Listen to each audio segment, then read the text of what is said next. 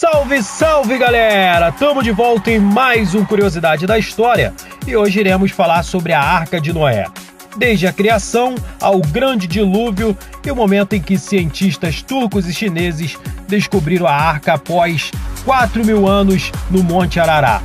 Eu sou Daniel Dudani e esse é o canal Planet Point!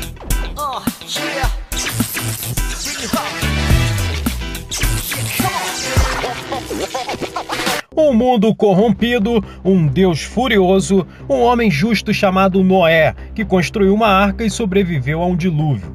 Tanto na Bíblia quanto no Alcorão há um relato de uma catástrofe que aconteceu bem no início da humanidade e pouco depois da criação. Um arcebispo do século 17 chamado James Archel resolveu calcular o tempo desde a criação do mundo. E ele começou somando a idade de 21 gerações de pessoas do Antigo Testamento, começando, é claro, por Adão e Eva. Usando dados históricos como os pontos fixos e depois de 100 páginas de cálculos, ele chegou à conclusão de que o mundo havia sido criado em 4.000 anos antes de Cristo. E para ajustar seus cálculos a qualquer eventual erro no calendário, ele estabeleceu que a criação havia ocorrido num domingo, 23 de outubro de 4004 antes de Cristo. Informação essa conhecida e constando como esperado nas margens de algumas bíblias. Usando a data da criação, James Archel calculou a data do grande dilúvio, segundo ele, 2348 a.C. A história de Noé e da Arca é constada no livro de Gênesis, um relato das origens da terra e do homem. Segundo a Bíblia, os descendentes de Adão e Eva se esqueceram por completo da razão de Deus os ter colocado na terra e se deixaram corromper, então Deus resolveu puni-los. Em Gênesis 6, versículo 7 diz assim: "E disse o Senhor, destruirei de sobre a face da terra o homem que criei, desde o homem até o animal, até o réptil, até a ave dos céus, porque me arrependi de os haver feito." Segundo a Bíblia, foi cerca de 100 anos antes que Noé recebeu de Deus as instruções de como ele e sua família iriam sobreviver. Deus disse a Noé que construísse um barco bem grande, ou seja, a arca, e tinha que ser dessa forma. O comprimento da arca seria de 300 côvados, a sua largura de 50 côvados e sua altura de 30 côvados. Um côvado tem o comprimento do braço de um homem, do cotovelo até as pontas dos dedos, cerca de 45 centímetros. Sendo assim, esta foi a maior embarcação de madeira do mundo, a primeira maravilha feita pelo homem.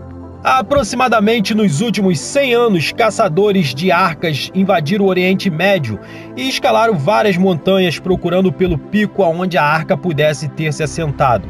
Na Bíblia não diz a localização correta, a única coisa que ela informa é que a arca repousou nas montanhas do Ararat. Ararat era uma região de um reino chamado Urartu.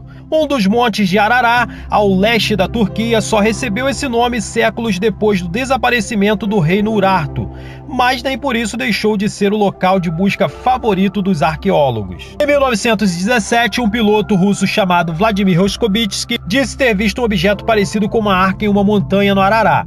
O czar Nicolás II da Rússia enviou uma expedição para investigar mais sobre a história.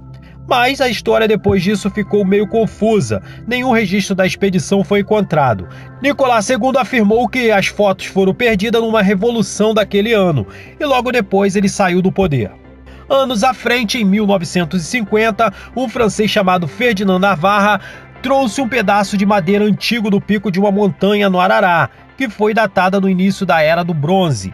E daí o lugar teve grande interesse pelos caçadores de arca. Mas o guia de Ferdinand, não se sabe porquê, disse que Navarra não teria só descido com a madeira, como também subiu com ela meses antes, o que enfraqueceu novamente as buscas. Em 1959, um capitão do exército turco chamado İlhan Durupinar estava examinando imagens aéreas da Turquia, num local próximo ao Ararat, quando viu uma forma pequena como a de um barco preso ao monte. Alguns arqueólogos começaram a fazer a pé o trajeto até o local e acabaram encontrando uma enorme massa em forma de barco enterrada sob toneladas de lama e gelo. Além disso, também encontraram rochas entalhadas próximo ao local, o que seria, segundo eles, as âncoras dessa enorme embarcação. Em fevereiro de 2003, Porsche Taylor, um professor da Universidade de Richmond, Através do satélite digital Globe, ele conseguiu imagens perfeitas do local da grande embarcação encalhada. Nas imagens dá para ver o formato específico do que parece ser um navio, ou uma estrutura no formato de um barco, de ponta a ponta, num comprimento de 137 metros, com a largura de aproximadamente 23 metros. Lembrando que essas são as medições bem próximas do que a Bíblia informa sobre a Arca de Noé: 300 côvados de comprimento, 50 côvados de largura e 30 côvados de altura.